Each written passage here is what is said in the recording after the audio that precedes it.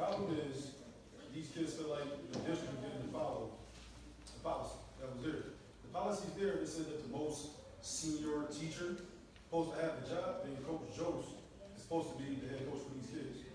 He's the most senior coach, right? That's policy. Coach Jost Right? been coaching Most senior football coach for for years. teachers, right? Right, so by that policy, he should be the head coach. Now, who is Coach Jones? Coach Jost has been assistant for the previous coaching regime for the past 9 years, however long Coach Josephina was there. Okay. So he has coaching experience too, but he's the most senior teacher in the building at Hutch Tech. So by that policy, he should be the head coach. He was looked over because of Coach Liz. Like I said, I don't know him personally. He has a great resume. I'm not denying that for 1 second. Never seen Coach before in my life. First time meeting him was last Friday. Coach Little Day one time. Great energy. Nothing bad about him. But if that's the policy, then that should be the policy. It shouldn't be because this person is, I guess, maybe cool with you or whatever, I don't know, situation. But I feel like the policy is only the policy if it's who you want there. You know what I'm saying? Because like I said, the contract states that the most senior teacher in the building is first in line for their coaching job. That's not what happened. That's why these kids are hurt. So with that being said, if Coach Jost would have been these kids' head coach, Coach Tadaro would have still been in the place where he's been in place at. Nothing would have changed in the system, and everything would have been fine. That's where these kids are conflicted at with this policy. So am I hearing you correct to say your feelings are, if we're not going to follow the policy to do what we think is best, it would be Coach Tadaro. Right. If we're going to follow it to the letter, you think it should be Coach Jose. Jost. Jones, thank you. What you're saying, man, is give this guy a chance. He's an incredible coach. He was chosen for a reason. Okay. Thank you. That's the thing, I mean, that you would want a coach that has experience, not a coach that does not have any, head coaching experience or any, as far as I know, that he just, did all the bookkeeping, that he didn't actually coach. That's what I was told. So we're not going to kind of go into attacks on what people. No, I'm not, and I'm not, but it's just, he does not have experience, and that's what you said, that you would want the most experience. Okay. We want two things. We want the most qualified coach, absolutely. But we also want the voices of students and parents to be factored into decisions about students in our school system. Those things are both important in how we move forward because and this is a different issue, has nothing to do with you, but the larger issue is that the people who make decisions for the children in Buffalo Public Schools that are largely Black and Hispanic, okay, are suburban white teachers. Okay? That is the larger issue. That the strongest voice for the education of Black children in this city, right, is suburban white folks, okay, who don't live in the city. That is the larger problem. This feels like another example of that. Does that make sense? So that's kind of the lens that I'm looking at the larger picture through. They, and I'll get right to you, are looking at this as a smaller example in their own world of, if you're going to follow the policy, it's this coach who's been coaching 9 years. He, the most senior teacher, has been coaching 9 years. He has a relationship with the kids, because that means something too in coaching. And then, or if you're not going to follow the policy because you wanted Coach Trelizio, then we want Coach Tadaro because he is our guy. Is I'm understanding. I'm not going to speak for him, so I'll let you speak. And then after this, I want to be clear. This issue has been resolved, right? Coach Trelizio has offered a position to Coach Tadaro. Is that correct? Yes.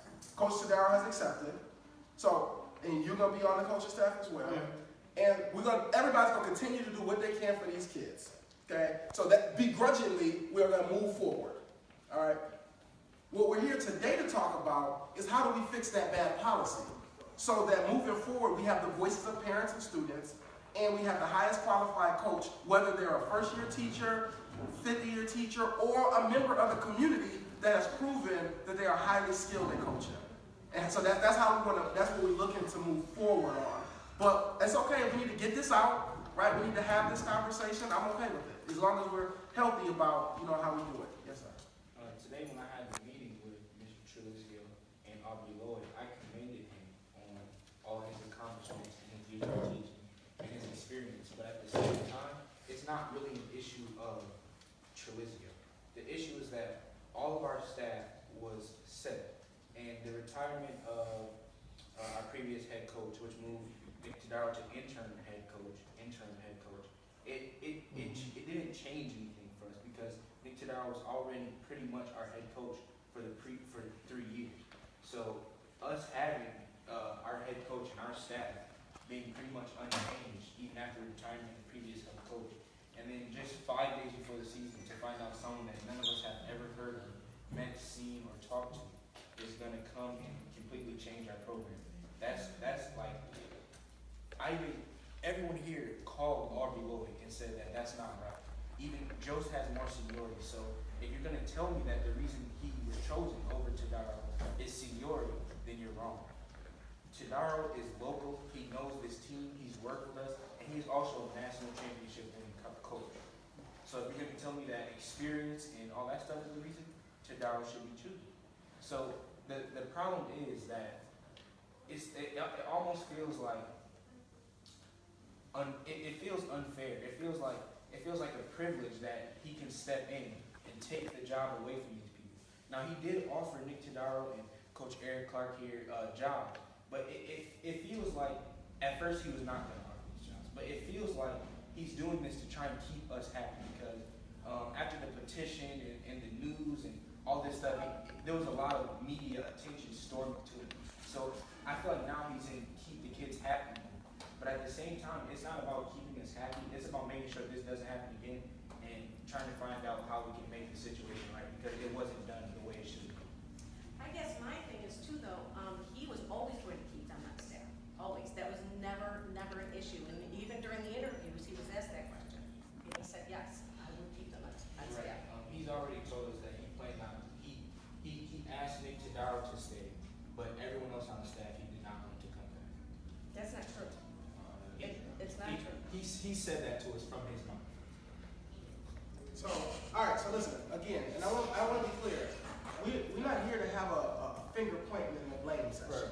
Right. No, I wasn't. No, I wasn't. I'm looking at you because y'all like in that corner, so I gotta like come over here, okay? But I feel like it's healthy to kind of get this out to move forward, right? You are here advocating for Coach Trelizio and his record of winning and coaching. And they're here to kind of get this out. And you're hurt, right? Because No, you I'm feel. just perplexed. I'm just perplexed. Are you going to give him a chance? We don't show up for practice today. Like we're trying to still have the season that we You deserve. don't want to ruin your career. I mean, I can't all of you practice. probably have a chance to go on to college. We're trying to. That's why we all came to practice Okay. today. But So- the fact is, it's dividing the team because something unfair happened, and it's like you can't deny that he shouldn't be in the head coach I don't position. agree with that.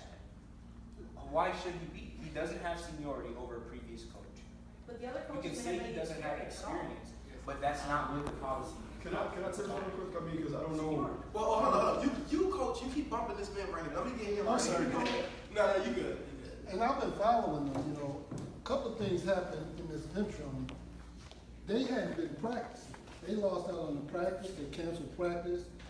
They lost out on one major team when y'all scrimmaged against Bennett, y'all was supposed to play against.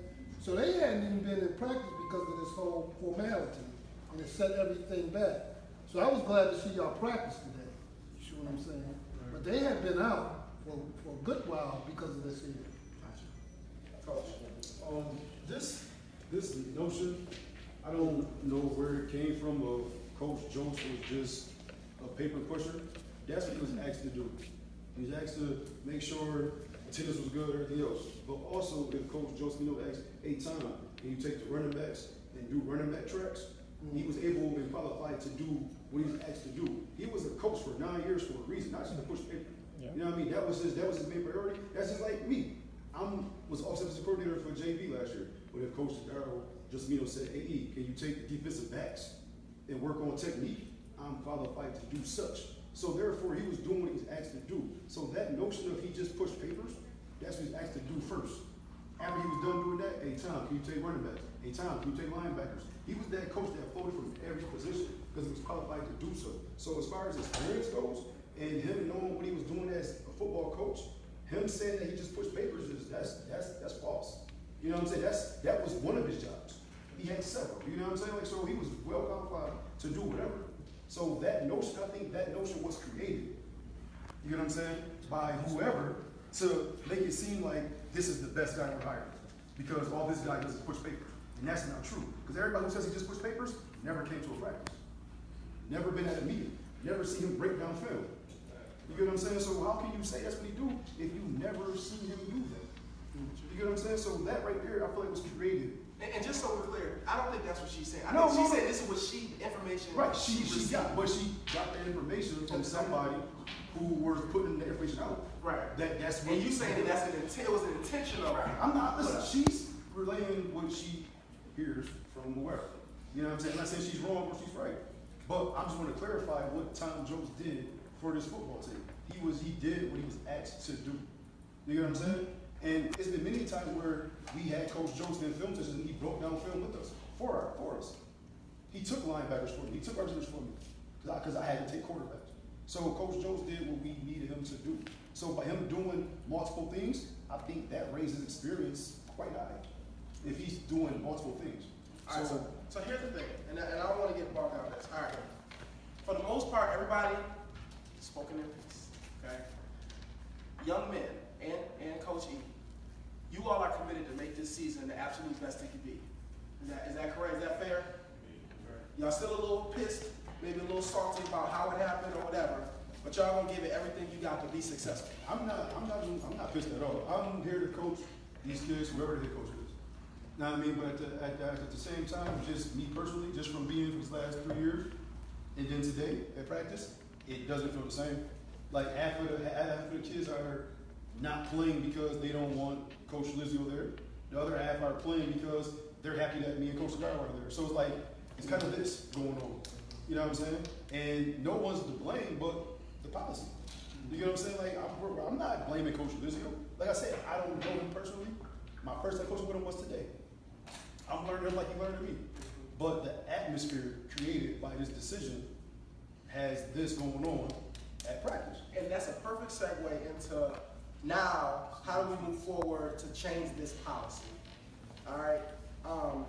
Now again, what's on the table is people want to boycott and shut down the first game. Now I just want to be clear that if we boycott and shut down the first game, this will be a national news story. Okay, not just regional, capital tonight, not just the local. This will be a national story if you all refuse to play because of this policy. I, after talking to the school board members, feel like we can find other ways to keep the urgency of this issue and still not harm the flow of y'all careers. Okay, so today what we like to do is talk about what are some other things we can do. You did a petition, right? Now that was around your specific issue. Now we're talking about the larger policy problem that we all, for the most part, can agree that it ain't the best policy to get the best coach for kids, right? Well, I hope we can agree on that. But we're gonna talk about what we're gonna do, right? Because we're not just gonna talk and have a press conference and get the news and it's all good and we go home. What steps can we take to continue to build the pressure and keep this issue current? So yeah, I'm taking notes. Who's got an idea first? I want to go back to my original question about this interim coach, and I believe he was an interim coach for 3 years. How come, I don't know, why couldn't he have become the head coach after the first year? I don't understand. Why did he stay interim coach for 3 years instead of becoming the head coach? That's what baffled me. Coach Tadaro wasn't the interim coach for 3 years. He was placed as the interim coach once Coach Josemino retired after last season.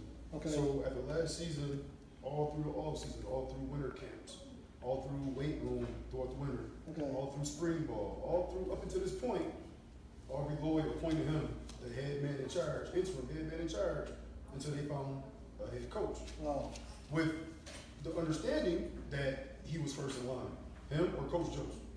And then Coach Tony came to the situation. And then that's how things got thrown left and right. So that's just to clarify that. You know what I mean? Like we had, like Coach Josemino been coaching there, I believe, for like the last 8 years.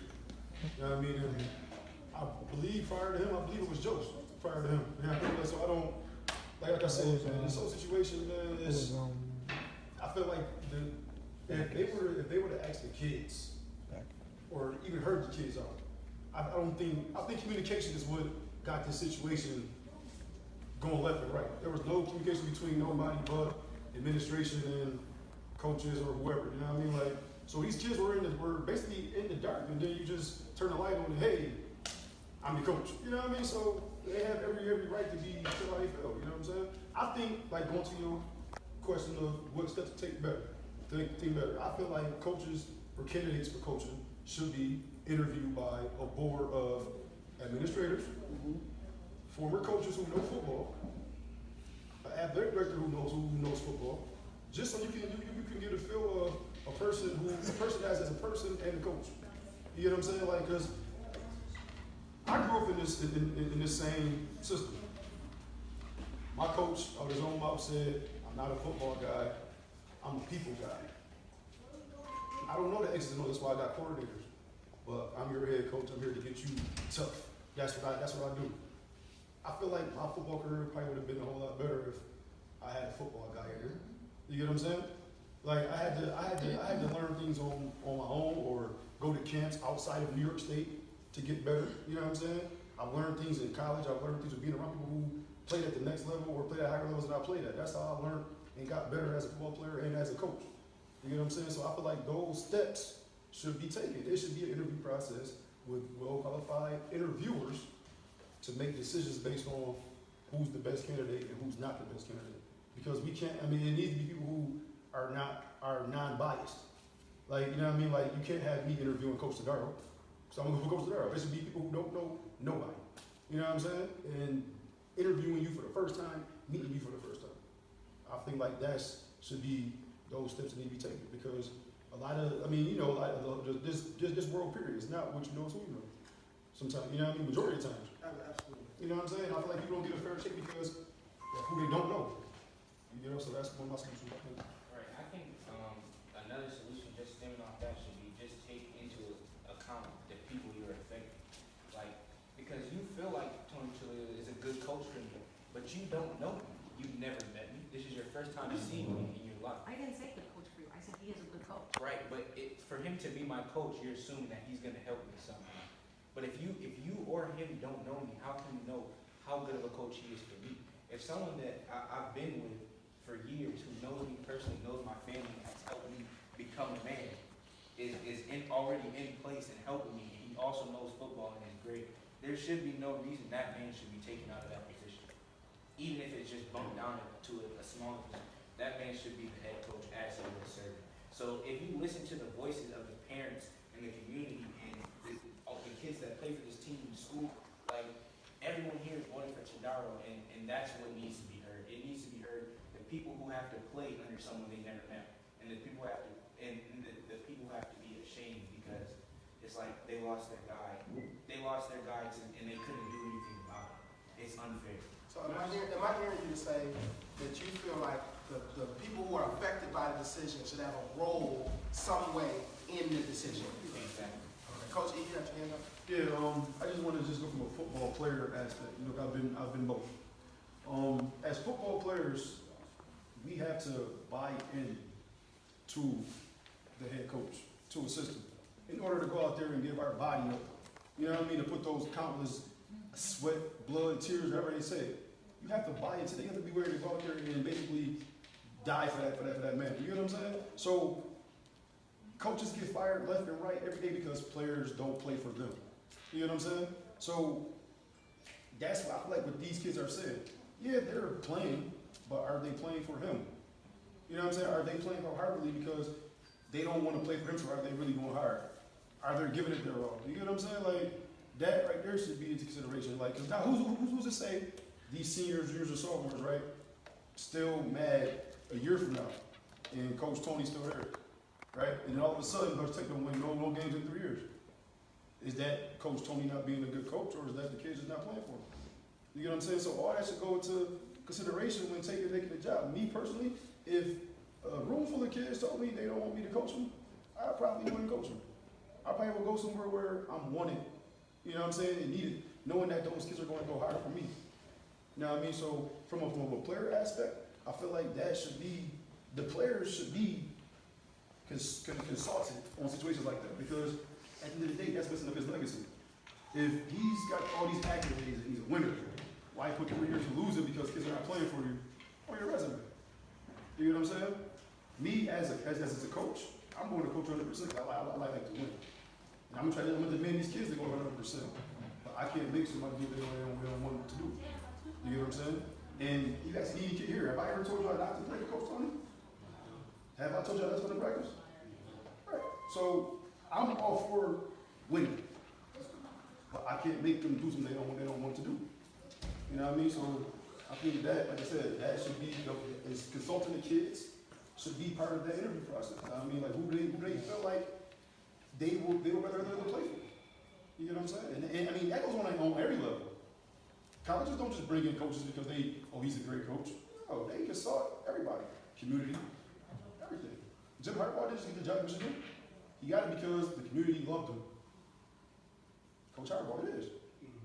The kids loved him. Coach Harbaugh, it is. If it was that easy to pull a coach, Urban Meyer would be fired right now at Ohio State. If it was that easy. But the kids love him. The community love him. He's a great coach. Got experience. All that factors in. The kids don't want Urban Meyer fired, so the AD at Ohio State is not fired Urban Meyer. That right there proves that the kids matter. You know what I'm saying? Thank you. Yes, sir. Other young men, other thoughts, ideas on kind of how we move forward. So again, just so I can paint this picture so you know where we're at. There are parents that are saying we should do a boycott. There are other parents that have other ideas. I'm saying, I talked to the school board members, we said we're not gonna do that. Let's hear some other ideas on constructive ways to let people's voices be heard, but still keep the issue urgent. So you did a petition. What other ideas do y'all think we can do to keep this issue alive so that the policy hopefully can get changed? Because that's what we ultimately want. We want the policy to work for the best interest of children and families. That's part of Buffalo Public Schools' mission, so y'all know. All right, how about you, young man?